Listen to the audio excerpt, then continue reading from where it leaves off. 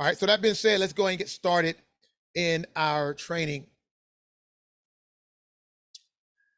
All right, so what's a couple of objectives of this is to obtain a general knowledge of the NFHS football rules from a game official perspective. So from here on out, rather than me saying NFHS all the time, I'm going to say federation, right? So federation rules is how I'm going to basically coin phrase NFHS. If I say federation, that's what I'm referring to. All right. Another objective is to develop a working knowledge of how to apply the rules in game scenarios. So we'll talk about some game scenarios as we go. And to open a forum for peer discussion to facilitate interactive learning.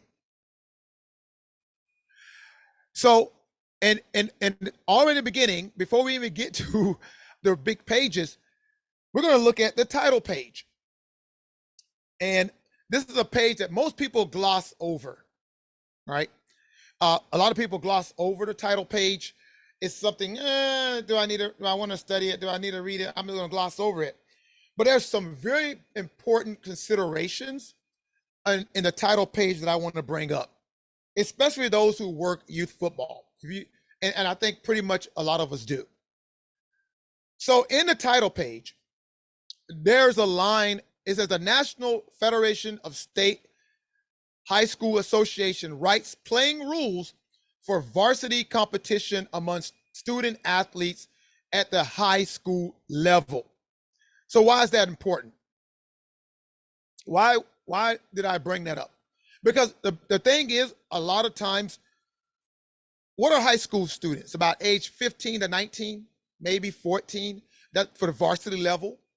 And when you work in youth football games, it's not written for them. All those organizations may modify the rules and they may be governed under those rules, but it's a very important distinction to understand on how strict you are when you're officiating the youth, all right? I'm sorry, 1 minute. So, and also in that title page is that the federation rules are used by non-education based organizations serving children of various skill levels in order to make the federation rules skill level and age level appropriate. The rules may be modified by any organization for children who are younger and less skilled than high school varsity athletes. So when you see a little kid fidgeting on the line or a little encroach into the neutral zone, do we really need to call those? We got to understand that when we work in youth football games, who are we working with, and they deserve a little bit of leeway. And I know coaches may not like it because, hey, it's to their benefit when we call every single thing. But understand when we work in youth, it's okay to be a little bit lenient when dealing with it. And we'll discuss that a little bit more. So what we like to coin phrase here is age-based officiating. So what that means is like, always consider the skill level of age level of younger players and use prudent judgment in regards to rule infractions. So like I said before, I mean, they move a little bit. They don't move a little bit. Do we want to spend a lot of time? Because they're going to distract from the game, take away from the game, and that's just not what it's all about. In the Successful Sports Officiating book, it reads this: a good official adapts to the age of participants, their skill level, their maturity, their grasp on games protocol, the complexity of their strategy, and the overall context of the game situation. So this is one of my favorite videos. The grade school players, the 5th and 6th graders, are neophytes to the game. The official should be a friend, and so we teach how to play the game by the rules. We don't over-officiate. We don't call fouls unless they're very, very serious, and we talk to them and we warn them. It's almost, you were holding, but it wasn't a real lot, but try to use a different technique. We want them to think we're a friend. because we want them to enjoy the game. We don't want to take the game away from them. So we act in a parental role at that level. And it's a lot of fun because you can see how much fun they're having, and you don't overstep your bounds and take that fun away from them, which you might have to do at a higher level. If they're lined up offside, we don't call offside. We'll say to them, all right, now on the next snap, left tackle, move back a little bit. You're a little bit too close. You jumped in the neutral zone. Try to wait till the ball snap. We're coaching, we're teaching them. We know they're awkward, and we give them every benefit of the doubt. And we never laugh at a funny situation. We always reinforce them and give them confidence. It's wonderful to see little kids play football.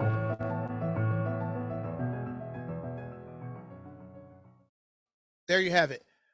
That was an NFL player, NFL referee. And guys, just understand, just put that under consideration as we go through these rules and you get in games with younger players. I know a lot of people are like, well, I don't want the coach to yell at me, so I give in. Well, they're going to yell at you no matter what you do. So, the younger the players are, you got some good players out there, some good young players. They're very skilled, they're very disciplined, but you're going to have some that are not. So let's make sure that when we're doing these games, we're youth. All right. So we're going to be going over the game, the field, players, and equipment.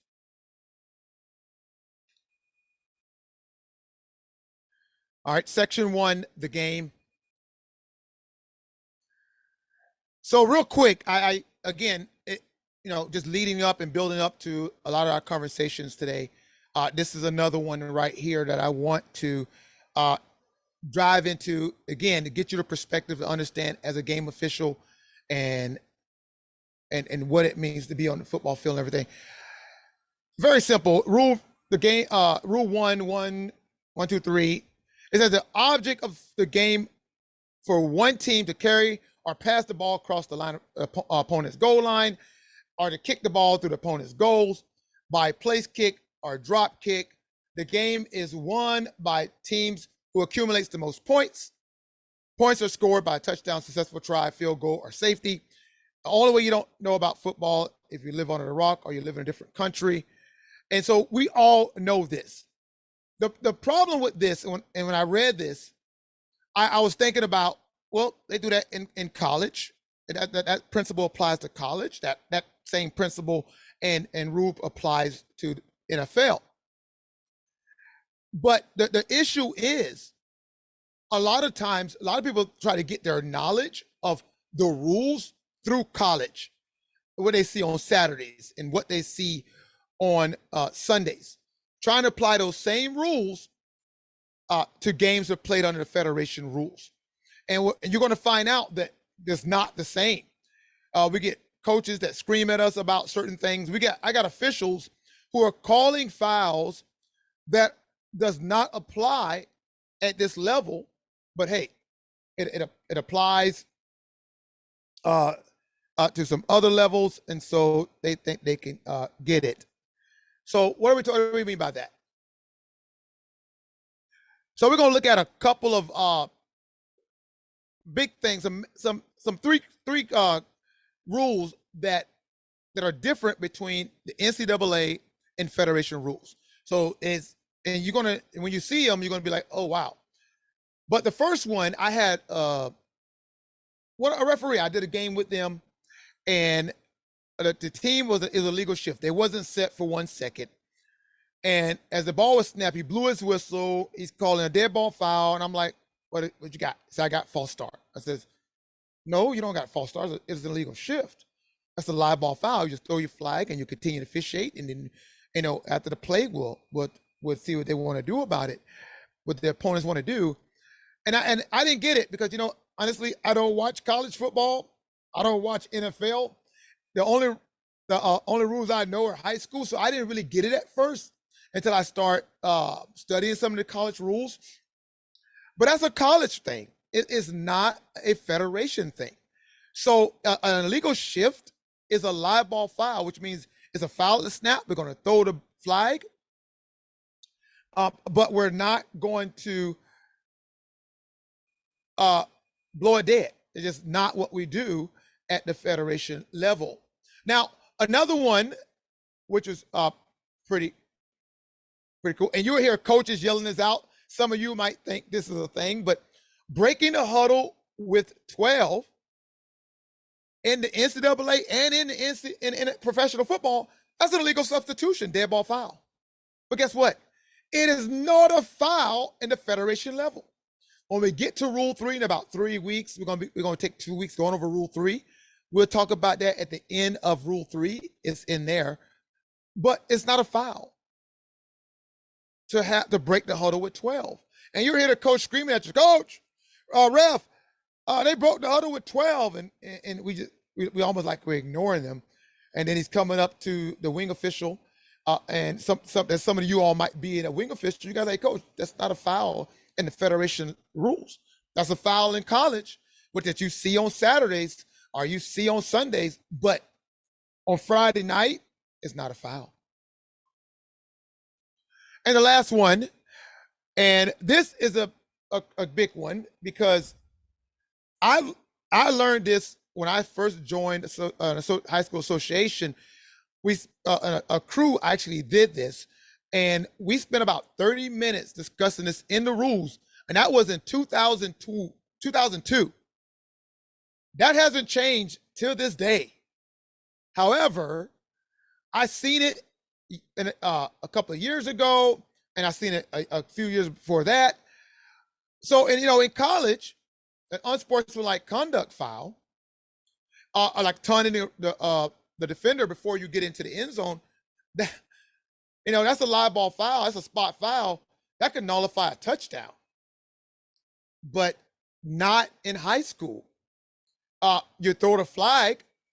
If they score a touchdown, they get to keep the touchdown, and the offended team get to choose they want to penalize that foul on the try or on the succeeding kickoff or the subsequent kickoff.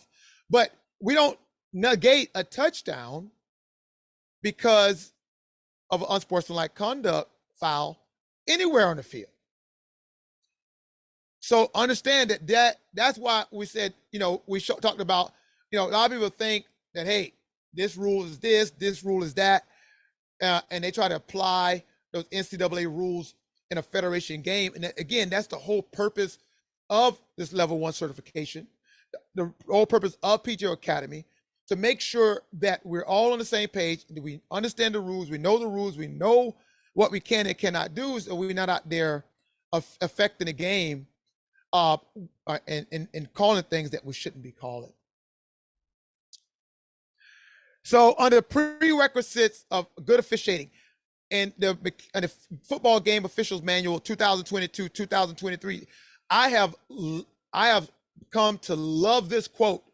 I almost got it memorized because when I read it, it just jumped out at me, and it's something that we all should take to heart. Players who practice long hours deserve competent game officials. Full stop. Not just game officials, competent game officials who have a complete understanding of the letter as well as the spirit, you're going to see that a couple more times, and the intent of the rules, and who administer them consistently and fairly. For example, the letter of the rule says, hey, if a person moves on the line of scrimmage, an offensive player, that's a false start. But the spirit of the rule and the intent of the rule is when they do that to try to draw the defense to encroach into the neutral zone, which is a dead ball foul. That's the reason why that rule exists, to prevent the offense from drawing the defense into the neutral zone. Okay? So if a 6-year-old twitch on the line and the defense don't move, it did not violate the spirit of the rule, and you have the choice to let it go or you can call it. A player who got their helmet a little bit lined up in the neutral zone, you don't got to say back up. You can let it go. The intent of the rule is to make sure they don't get an advantage across the line of scrimmage.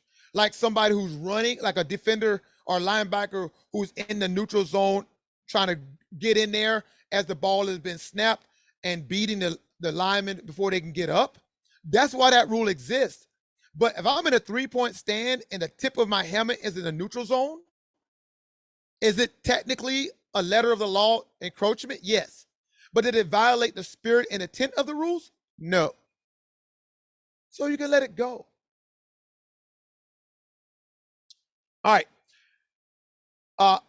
And in section 4, the game is administered by game officials who are title and duties are stated in the Federation game manual. Now, that manual is uploaded on Google Classroom. It's there. This is just as important as this, right?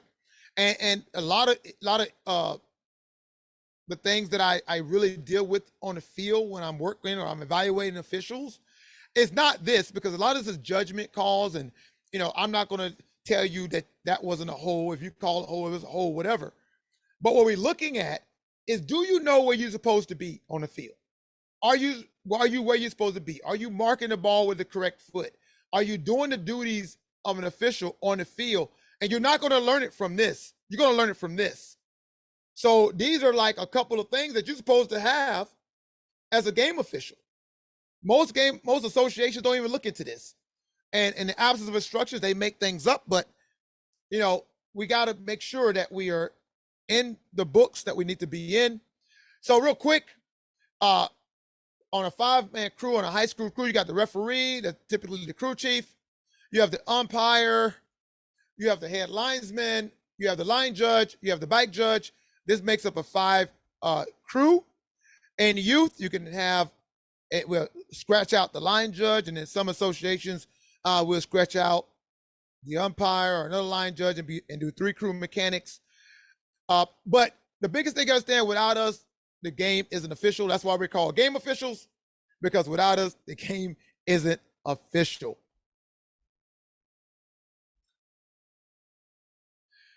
So this is a definition that I came up with a few years ago, because, there isn't no really good definition that defines who we are and what we're all about. A game official is an unbiased professional who is contracted to ensure the contest is played fairly while overseeing the safety and sportsmanship of its participants. All right. That's what a game official is. That's what we are. That's what you're trying to be. If you're not a game official, that's what we're all about. All right. So let's look at some authority of game officials. All this is in Rule 1. The game official shall assume authority of the game, including penalized and unsportsmanlike acts, 30 minutes prior to the 30 minutes prior to the scheduled time.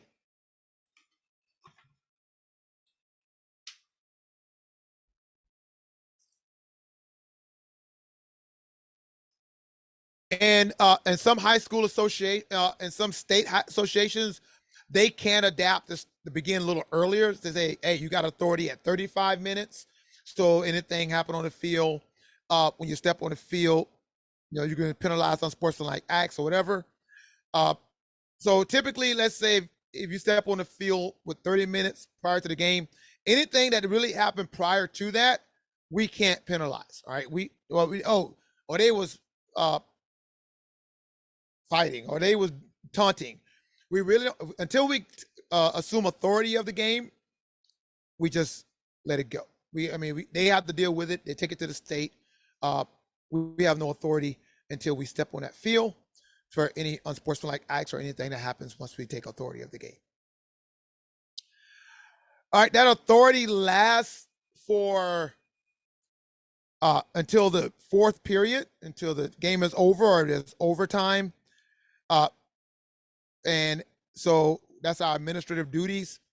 One of the biggest things that I want to bring out is the game official retains clerical authority. That's in also in Section 8.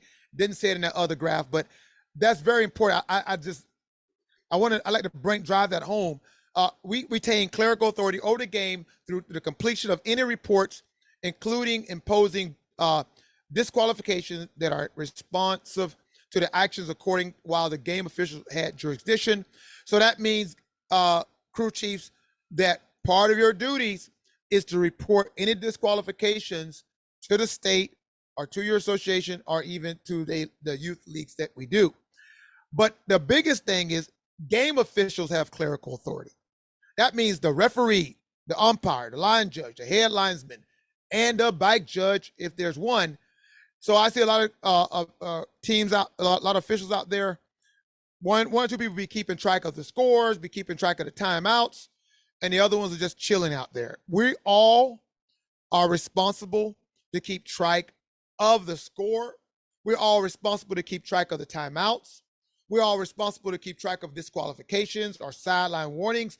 That is something that we all have authority over, not just the referee or the umpire or one or two people on the crew, unless there's a three-person crew. We all have responsibility, and we all need to be able to jump on that, okay? So if you need some cards, we do have some on RefTown that you can print out and use those to keep track of games. You can also buy them on any referee site.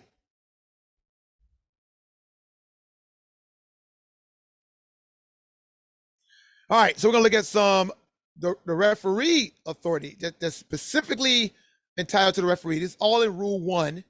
When I went through Rule 1, I'm like, oh my God, there's so much that discuss. I mean, we got the manual that discuss the duties and responsibilities of the referee and everyone, but the rule book talked about a few more because that's that important. All right, so the referee will meet with head coaches to employ sportsmanship,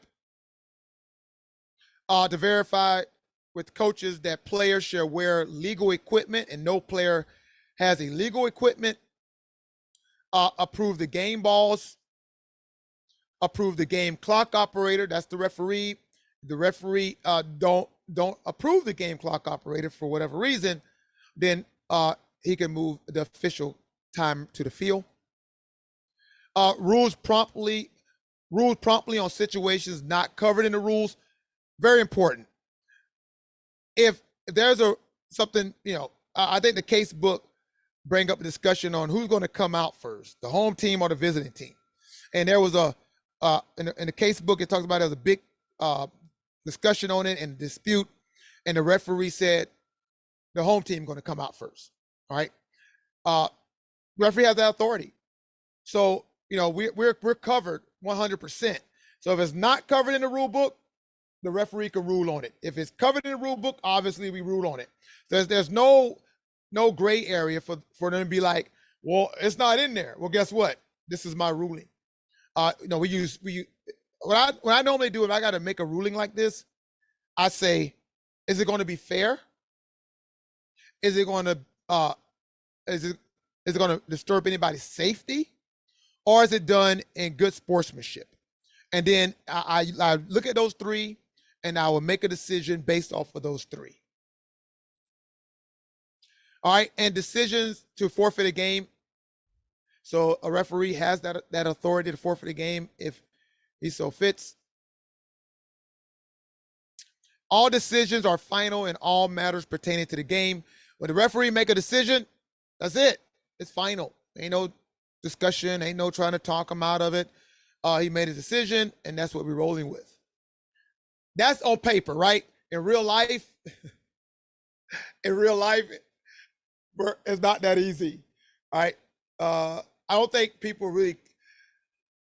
The thing is, we have so much authority and power during the game that coaches don't like it, fans don't like it, but it is what it is. I mean, when we step on that field, we're it.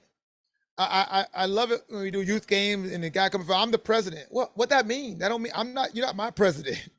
So you have no authority to come on the field to dispute with me. The head coach is the authority on the sideline, not the president, not the league director, not the league owners. When we step on that field, we're it. That's it. Until we step off that field and give up jurisdiction, That is our authority until that game is over. Declare the end of a contest. Again, that's the referee's responsibility. All right, so let's look at the umpire. The Rule 1 also talks about the umpire as well when it get down to players' equipment. Auxiliary equipment may be worn if sanctioned by the umpire as being soft, non-abrasive, non-hardening materials.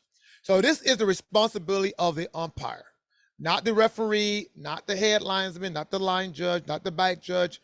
This is the authority given to the umpire. So if you're working the umpire position, you need to know everything about equipment, which we will cover in today's training. But hey, that's you. That's your baby. So if you don't sanction it, they can't wear it. Any questions regarding legality of players' equipment or the presence of required equipment shall be resolved by the umpire. Again, that's the umpire responsibility. So when you get down to sanctioning or resolving equipment determinations, that's the umpire. Now, if you have a game like 3 crew mechanics, you don't have an umpire, obviously we defer to the referee. But in a 4-man or 5-man, that's all the umpire baby. No player shall participate while wearing illegal equipment. This applies to any equipment which is, in the opinion of the umpire, is dangerous, confusing, or inappropriate. Again, who sanctions auxiliary equipment? The umpire. Who resolve any legality if that equipment, it can be worn or not worn? The umpire. Who can, in their own opinion, say, nope, that's dangerous, confusion, inappropriate, you can't wear it? The umpire. Opinion. Not is based on a rule, it's the umpire's opinion. All right, so we're going to talk about my favorite rule, Rule 119. If anybody asks you what is my favorite rule, it's Rule 119. Game officials shall have authority to make decisions for infractions of the rules. Now let's stop there. I had to go on Google and find out to make a decision. That's to make a determination. Discretionary judgment is a lot of time used in law terminology. And if you think about a law enforcement officer, you know, there was a time where I got caught speeding and I got pulled over. And when he came up to me, he asked me where I was going. It was during the hurricane. I was doing some deliveries and I had to get a delivery done and I had to get it done. I'm trying to get back before the hurricane. So I guess I passed him, didn't realize I was flying past him. He pulled me over. I gave him my driver license, my insurance. He came back. He said, what I got in my hands? I'm like, my driver license and insurance. He said, yep, I don't have a ticket. I'm not going to give you a ticket. He just told me to slow down and be safe. Now let's transfer that to as a game official. And you see that little 6-year-old flinch a little bit. You have to make a decision. That is your decision to make. If you're going to call it or not call it. Not the coach, not the fans, not the players. That's your decision. If you call it, you do. If you don't have to, because it is your decision. Anybody tell you that you have to call a foul, you do not have to call a foul. Understand, you do not have to call any fouls because you have the authority to make a decision. Now, when you get any more games, if you don't call, if you let some crazy, like, for example, if I was out there and I ran somebody over, you think they're going to give me a warning or give me a ticket or even put me in jail? If I hit somebody, you think he's going to just give me a warning or give me a ticket? So understand when they get down to fouls, there's minor fouls and major fouls, right? If it has nothing to do with sportsmanship or safety and like technical fouls, maybe you got 5 in the bike field and you decide I'm not going to call it. I'm going to just let the coach know they have 5 in the bike field. I'm going to let it go. That's your decision to make. That is legit. You can do that because that's your decision. Okay. Now, if somebody blows somebody up who's out of the play, I mean, Could you let it go? Yes. Should you let it go? No. You should call that because that's a major foul. So understand that it's your decision to make when it get down to any fouls on the football field. In the mechanics manual, I love that manual. It says game officials must accept the responsibility for enforcing the letter as well as the spirit of the rules promptly and consistently. So if it's something you don't want to call, you're gonna do it for both teams, right? Of course you are. You're not gonna let somebody flinch on team A, but then when team B flinch, you're gonna call it. That's where the frustration comes in at with coaches, parents, and fans. They feel that it's a little inconsistency. You could be consistent, they can still think you're inconsistent, but you know what I mean. In order to do this, game officials must have a complete knowledge and understanding of the rules. That's what we're here for. Decision must be made quickly, that they come by reflex. Again, that's come through repetition. That's come from doing games, putting a lot of snaps. That comes from being in the rules, studying the rules, understanding the rules, what one of our goals here. That's what it's all about. The last part, the proper way to prepare oneself for making decisions, this is in the mechanics manual, of this nature is through the thorough understanding of the rules and continual study of possible situations which may occur. Everyone here, y'all need to get you a rules buddy. Somebody you call up and you talk about rules. You talk about some games you've done before, and what that you think I made the right decision, or scenario, right? Go through some scenarios that, man, if this happened, could I call this? If that happened, should I call that? But I have someone who I talk to on a regular basis about rules, and why? Because that's how we keep sharp. Iron sharpen irons, diamonds sharpen diamonds. So cut diamonds. So that's very important that you find your rules buddy that you can bounce back and forth on when it get down to the rules, because that's how you're going to get it. You're not going to get it, especially if you don't stay in the rule book. So understand, when you get down to discretionary judgment, that is our call.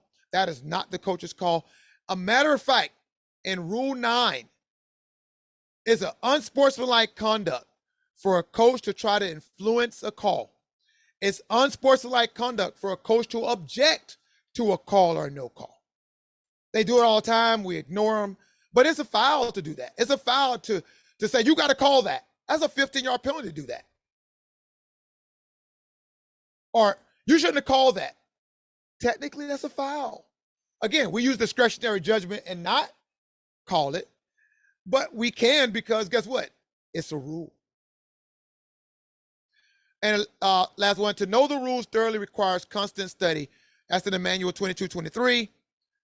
That's also uploaded on Google Classroom. All right, in the National Federation of High Schools, it prohibits any electronic devices for replay and to make a decision. You can't do it. Hey, coach, hey, man, hey, it was a catch. Look at this, I got it on my phone. I got it on my camera. I don't need to look at it because I made a decision, and that decision can't be overruled by what you have on your camera. Now, that being said, by state association adoption, when it get down to play postseason games, if they want to use replay equipment during postseason games, that can be adopted by state associations, like FHAA in Florida or Georgia State Association, not by your local association. But again, that's only in the big games, I guess. Section 2, the field and the markings. All right, yard line shall be marked, 5 yards. What a blessing to have a field that's marked every 5 yards, right? Sometimes if you do a youth game, you'll be lucky you have every 10. If it's on a turf field, that's awesome because it's every 5. But this is just the rules. The field are numbered from a team's goal line to the middle of the field. So it's 5 through 50, and then it goes 50 to back to 5. End lines and sidelines, continuous lines. The boundary lines are attached to the end lines. Very important one. A 4-inch wide restraining line shall be placed around the outside of the field, at least 2 yards from the sideline and in line, marked by a 12-inch line separated by 24 inches. And it goes, no player shall be allowed within this restraining area. Now, when you're doing a high school game, it's easy to enforce that. That means no cameraman, no parent, no team mom, or anyone, or the principal of the school. No one can be within 2 yards of the field when you're working. That goes a complete circumference of the field. Now, when you're doing a youth game, good luck, but understand that technically no one's allowed to be within 2 yards of the field, especially when the ball is live. That's our working area. We need that space. It's for our safety. It's for their safety. That's just the way it goes. All right, the additional line will aid officials in keeping non-team personnel outside the team box from getting too close to the field. All right, and then hash marked there on the field as well. Let's talk about the 9-yard mark. It's 12 inches in length. This is if you have numbers, you don't need this. But if you don't have numbers, they're supposed to mark a line. You won't sit on the youth game, but they're supposed to. 9 yards from the sideline onto the field, there should be a line. This is the 9-yard mark. This line is important. Why? Because you have an outside the 9-yard marks conference call on timeouts, and you have an inside the 9-yard mark for a timeout. There's 2 different conferences. So that mark helps to let you know where it's at. It's at the top of the numbers. If they got numbers, you don't need it. Another important thing about this is that after the ball is ready for play, each player of A who participate must have been momentarily between the 9-yard marks before the snap. What does that mean? Let's say we ran a play. Let's say we ran a play and the player just came back up the sideline and lined back up again. That technically is illegal. That's what they call a legal formation. That player still has to come into the 9-yard mark and then go back out.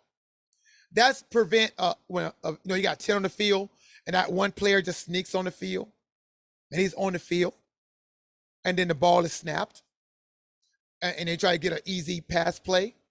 Well, that's a foul. That's a live ball foul, illegal substitution, because that player has to come into at least 9 yards onto the field, then back out into their position. So as a wing official, the best thing to do if you got a player come on the field, hey man, you got to go on the field some more before you line up. Huh? Yeah, go. And if you don't have no 9-yard mark, have him go as far as you think he needs to go, and now you can come back out. Make sure the defense know you here. All right. Again, that is a legal formation if you don't come all the way onto the field. It's your discretion, always your discretion. But don't let no offense sneak a player in to get an easy play because no one saw him come on the field and not being defended. All right, big one here. The team box. The team box is 25 to 25-yard line. This is considered the coach's area. This is really the coach's area before the ball becomes live. If the ball is live or about to become live, it becomes a restricted area. That means the coaches need to back out of the way at least 2 yards. Good luck in youth. But even in the coaches area, there's only a maximum of 3 coaches that can be in the coaches box while the ball is dead. 3. So if you got a coaching staff of 10, only 3 can be up.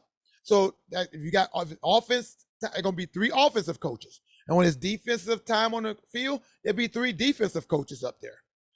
Again, some high school associations don't really count the coaches when the ball is dead.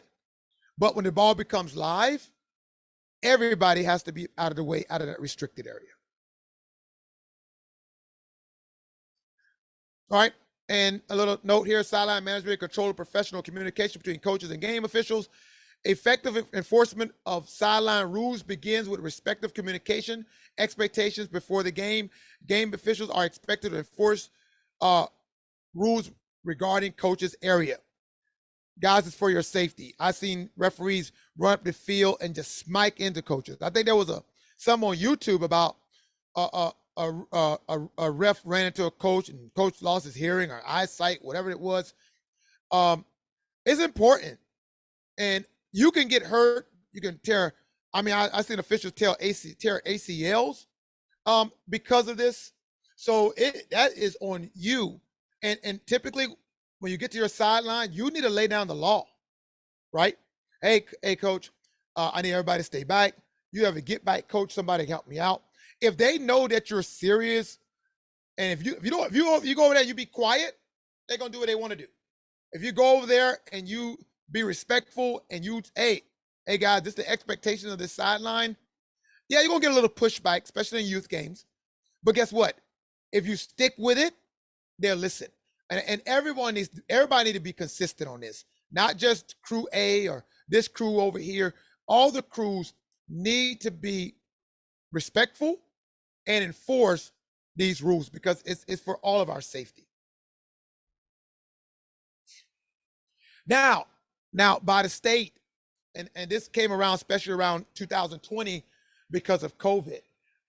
If the state wants to extend that sideline from 10 to 10, they can do that, right?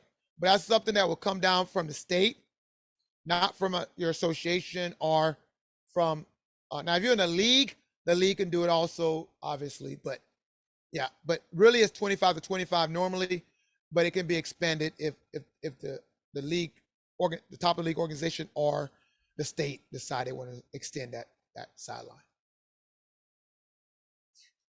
And then each goal line should be the entire end zone. Now, guys, the goal line, the whole line of the goal line is the goal line.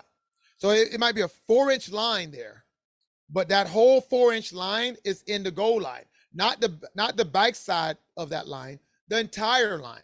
So all a player has to do is just break the top of that line, and they're in the goal line. They're in the end zone. All right. And there you go, about 4 inches wide, 24 inches in length, as the 3-yard line for extra points. Again, you got it on turf fields in a youth game. You'll be lucky to have that line. So the yard line markers. That's that little orange thing you see there with the G on it. I love those things. And if you notice, by rule, it's supposed to be 5 yards off the sideline. Not even 2, 5. When you go to a game, where they be at? They be touching the boundary line. They be on the boundary lines. Boop, boop, boop, boop, all up down the boundary lines. But guess what? They're not supposed to be there. What I like about those yard lines, that we can use those yard lines as a physical point of reference for the teams. So when you go to your sideline, you take those yard markers, you move them back 2 yards. When we get to the game, I tell my wing officials, pull them back 2 yards. And then you tell what? Players, stay behind the yard markers. You got a physical reference right here. Stay behind this yard marker. Don't come in front of that yard marker. So you can use that, especially if you got a field that don't have like the white barriers that shows the coach's box or the coach's area, and it's different colors. If it's all green like you see here, and that white line is the restraining line that goes all the way around the field. Pull it back and tell them to stay behind that yard marker. It's a great tool to use if they put them out, to tell the player to stay behind. They don't go on the line. They go all the way back about 2 yards or even 5, like it says in the rule. All right, the flexible pylon that you see out there, if it's properly placed, it is out of bounds goal line. So if a fumble ball a loose ball touches that pylon, it's out of bounds behind the goal line. So just for your reference, you may see it on one of the exams. I don't know the colors. I'm not sure. Hint, hint. All right, the goal. All right. Because of measurements, we're not going to, really go over the measurements. I don't think none of us go out there with a tape measure to measure the measurements of the goal. All right. The colors, it could be silver, white, or yellow. Different from the pylon, but silver, white, and yellow. Now, for safety, again, you're hard pressed to find this in youth, but there's supposed to be a goal post about 6 feet high above the ground on all the goals. Again, hard pressed to find that on a youth field. If you go to if you do a youth at a high school game, they'll probably have those posts up for safety. I mean, like literally, we can not play a game because of it. We can say the game ain't going to start. I don't suggest it, but we can do that if we have to. All right, section 3, game equipment. Moving right along. All right, so we have the football, kicking tee, yard chains, timing device, and supplemental equipment. All this is equipment, field equipment. So the football, this is a very good important here I like to bring up. Each team shall provide one legal football.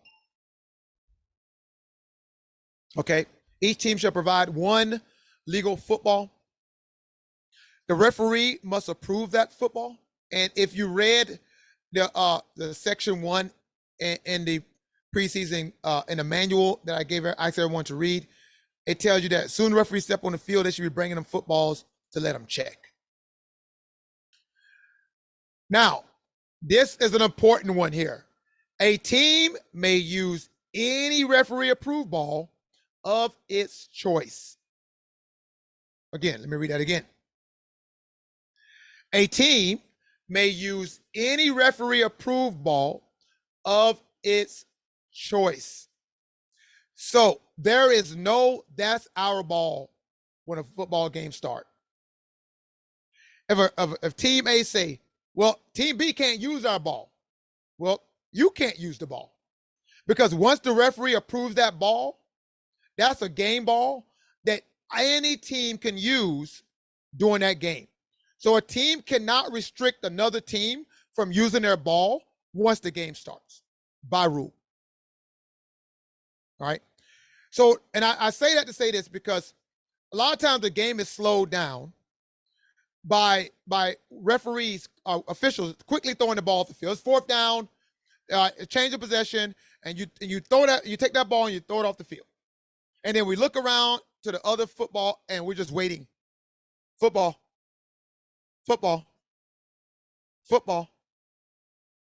Sometimes we don't even call it ready for play because we're ready for the football.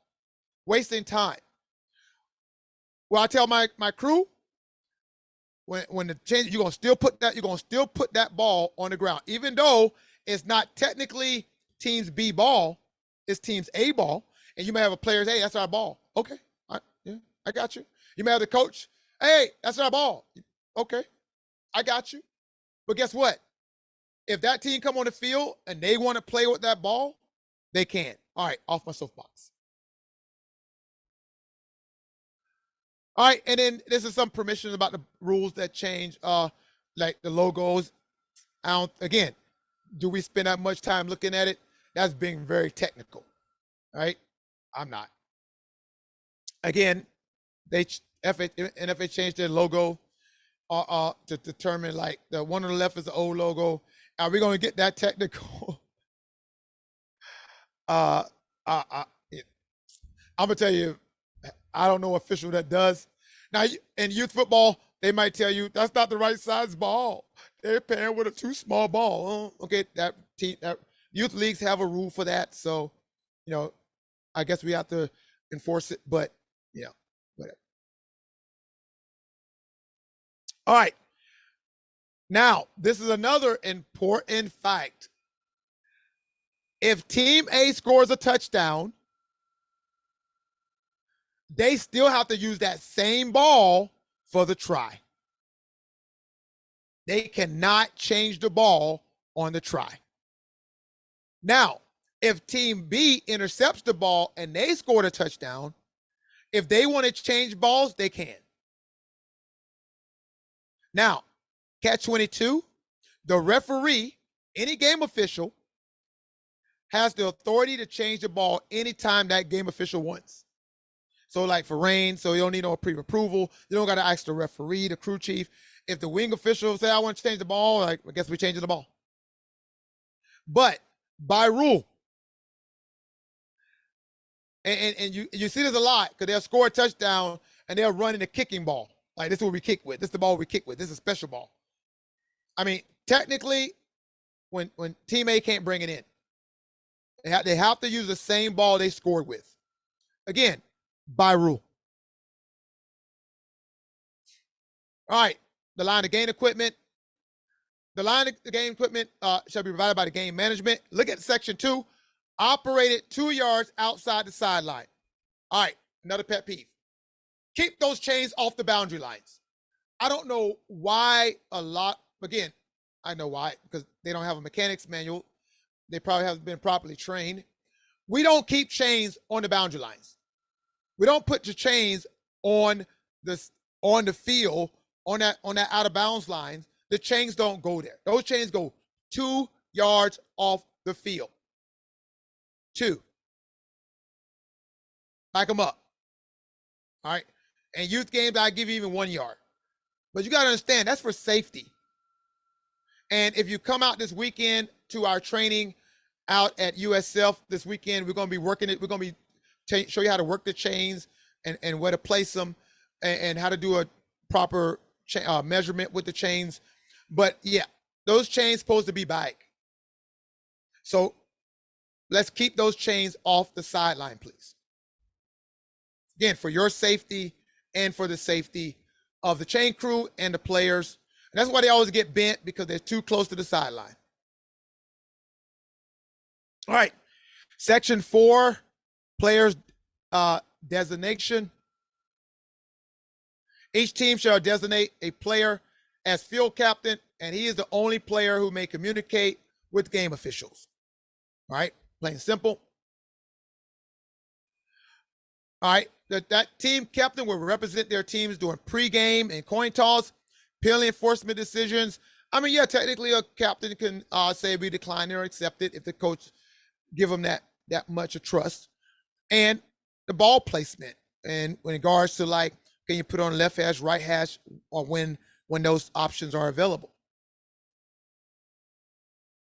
All right, players are designated by their position, offense during the snap. They give you some recommendation on numbers.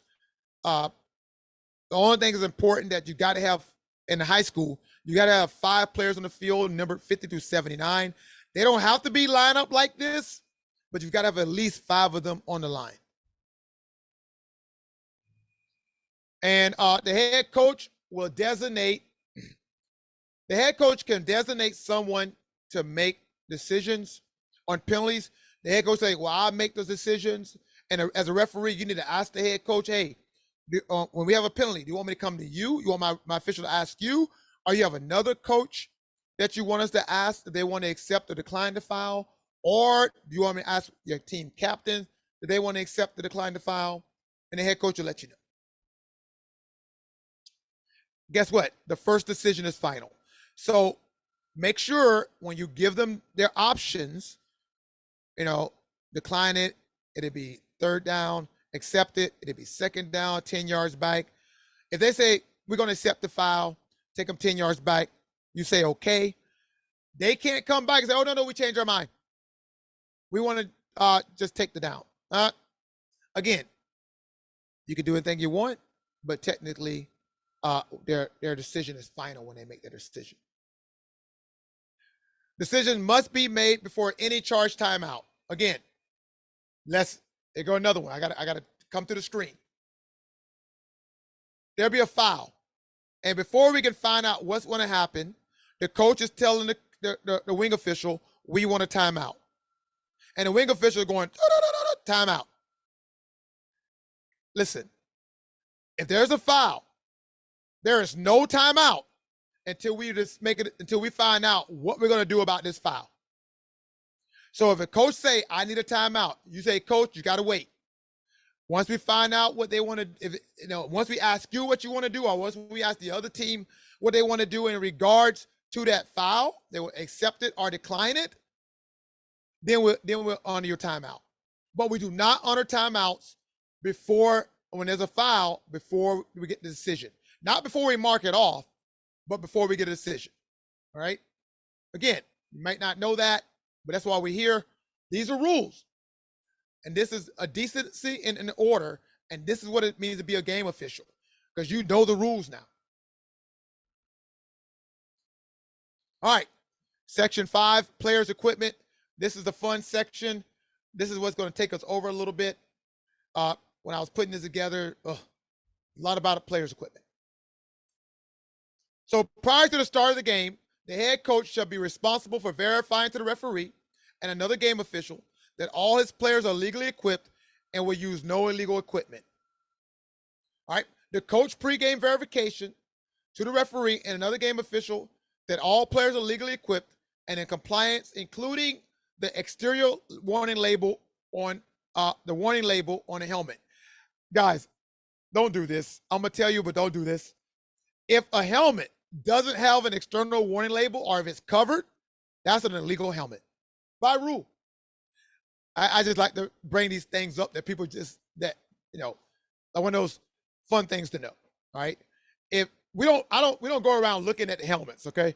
Oh, I don't see no external helmet on that. You can't wear that helmet. It's just a rule that we need to know. All right. So it could be on not our exam.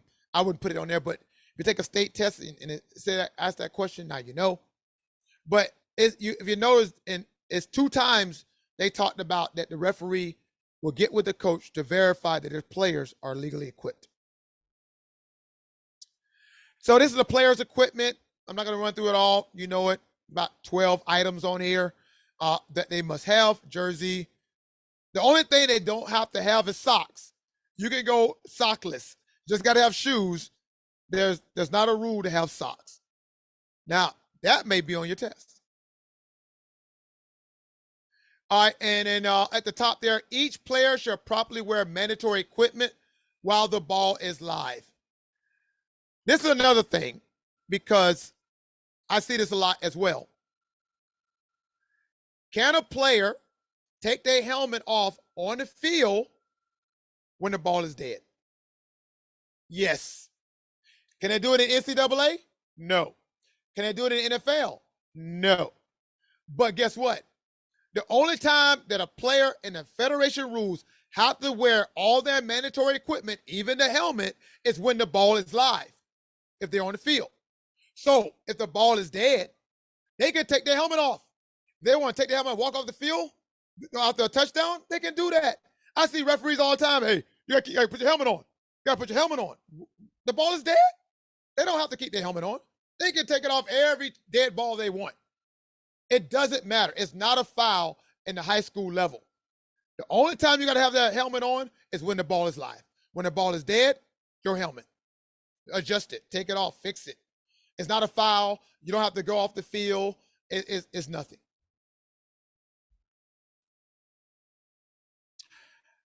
Okay. This was a point of emphasis. Now, you see at the top there, fashion police. Yeah.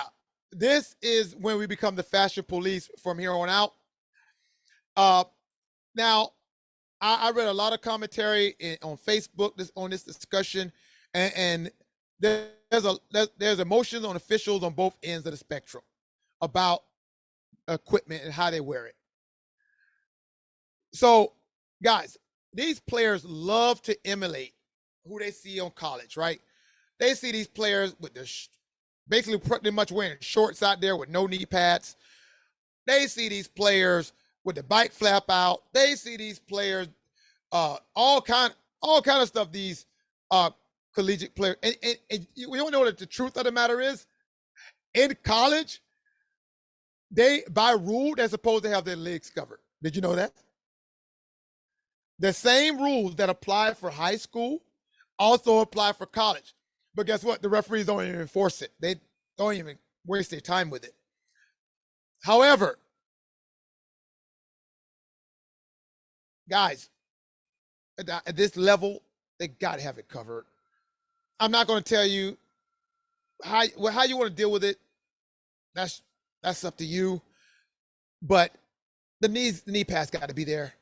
The knee pads have to be covered. If you're doing high school games, like real high school games, you got to pull them down.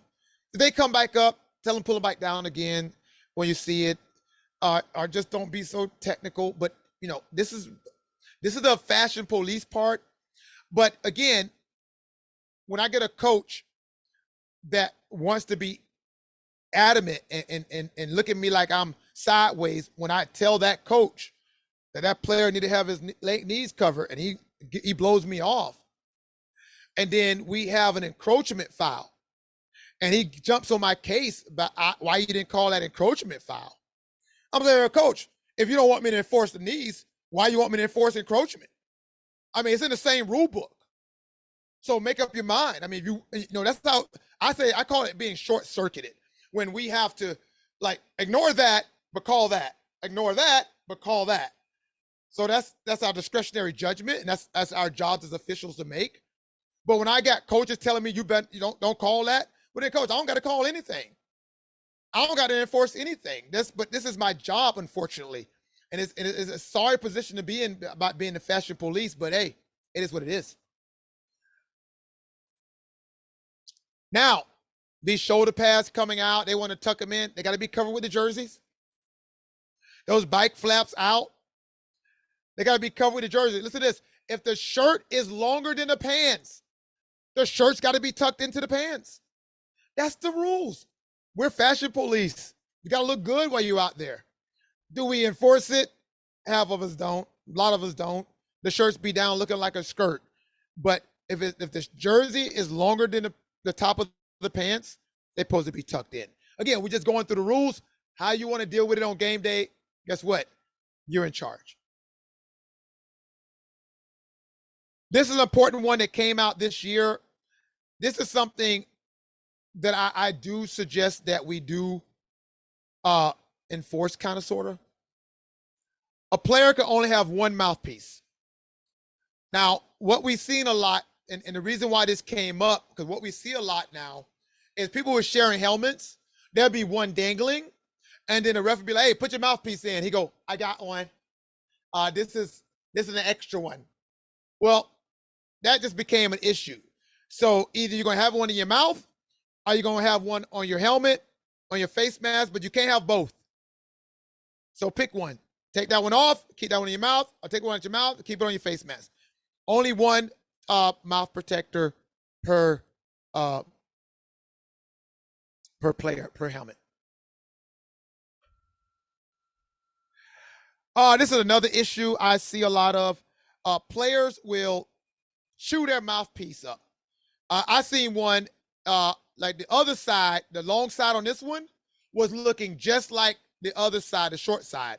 So they cut it to where only when you look at their teeth, it looks like they got it in, but they're not actually, but it's not protecting anything, because it's just covering the front so they can smile at you and be like, I got one. However, if you see it out of their mouth and it's cut and it's altered, it's illegal. They can't have that. It has to be a full mouthpiece. Okay. And it can be any color or clear. As long as they have one, they got to have it. And that's funny. This is a 2017 slide, honestly. In 2016, for one season, they made the clear ones and the white ones illegal. And then in 2017, they said, oh, you know what? They're legal again. Rules change like crazy. That's why it's so important that you always stay consistent with rules, because a rule that's legal this year may be illegal next year. All right, let's talk about jerseys. So players can be identified by 0 to 99. You can't have a double zero unless it's youth football. Obviously, we're not going to enforce it. But in high school, they can't have any number that precedes by 0. It can't be 0, 1, 0, 2, 0, 3, 0, whatever. It can just be one number, or they can just have the number 0. This is about the horizontal and hash marks. Again, if you want to know more about it, look in the rule book. Effective 2024 season this year, The entire body of the numbers shall be a single color that clearly contrasts against the body color of the jersey.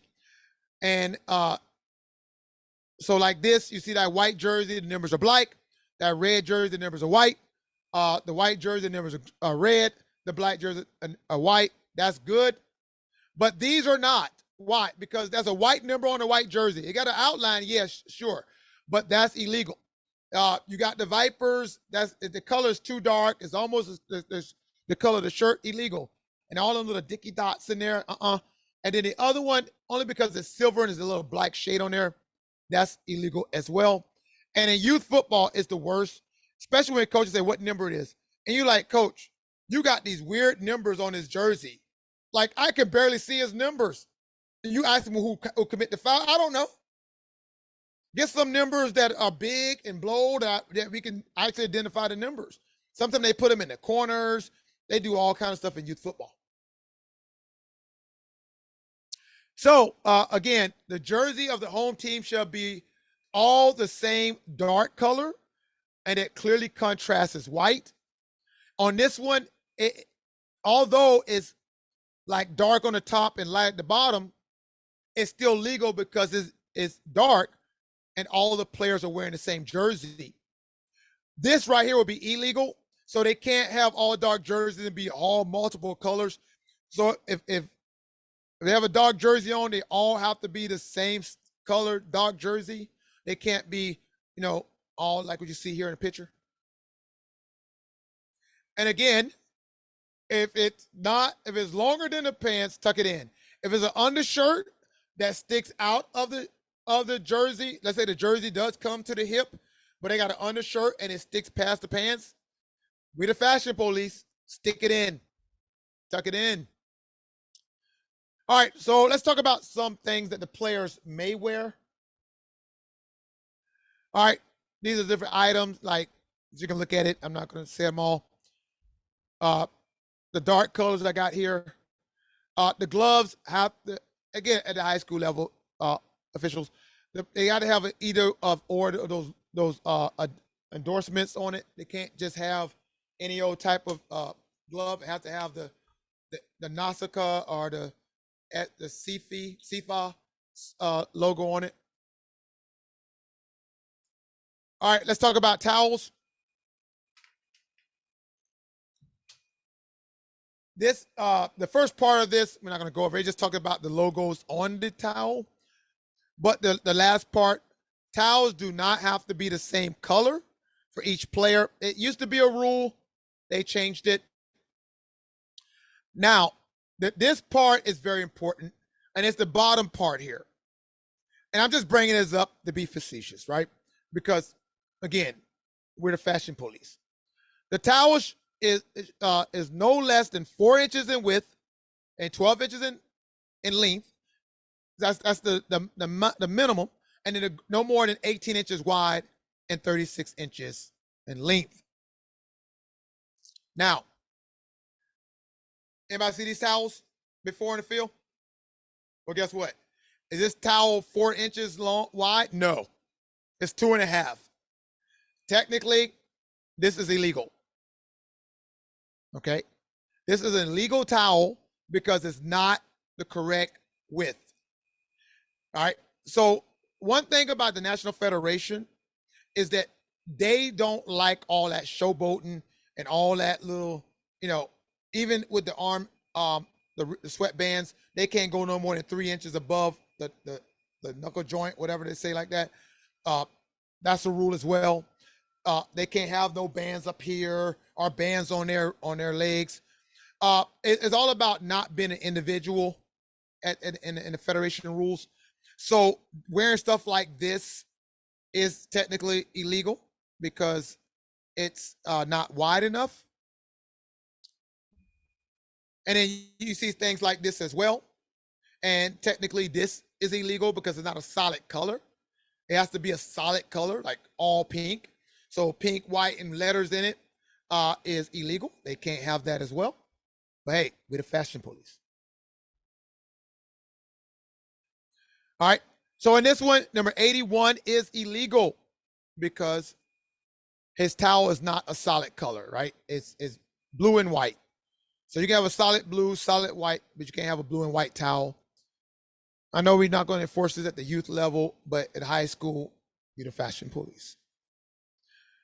And it can't be no slippery or sticky substance or foreign nature on the equipment or towels, to help affect the ball or an opponent. Compression sleeves are no longer considered adornments, so they can be worn. They don't even talk about the colors, but they can wear compression sleeves is not considered adornments. Ice shades, I don't really see that much anymore, but they have to be solid, right? That's legal. They can't have any stuff like no wording or logos in it or images. Those are illegal. And remember when a coach verified that all their players are wearing all their legal equipment and will not wear any illegal equipment? Well, technically this is illegal equipment and it can be given a 15-yard penalty assessed to the coach. Would you do it? Probably not. You probably tell the player just take it off, but I'm just letting you know what the rules say. Again, players love to emulate their people they see in the NCAA or NFL. They can't have earrings in their ear. They can't have no jewelry on. The game card, it has to be on the wrist. It cannot be on the waistline, as you see at the top one there. The bands on the second one, number 22, they can't be there. They got to be down like they're supposed to be worn on the wrist. And then one after that, obviously dark shields. At the high school level, you can't have it. In youth, we pretty much just ignore it. Unless the league asks us to enforce it, we pretty much don't enforce it. And then jewelry, can't have it. I know they like to wear it, but can't do it. Now, a religious medal is not considered jewelry. It has to be taped to the body and under the shirt. If it's on the wrist, you got to tape it up to make sure it don't harm anybody or cut anybody. But religious or so if somebody wearing a cross, that's a religious medallion. They can wear it. Got to be underneath the jersey, and it has to be taped and covered. All right. No player shall wear illegal equipment at any time, including pre-game warm-up period. So you see a player wearing something doing warm-up or pre-game, they have to remove it.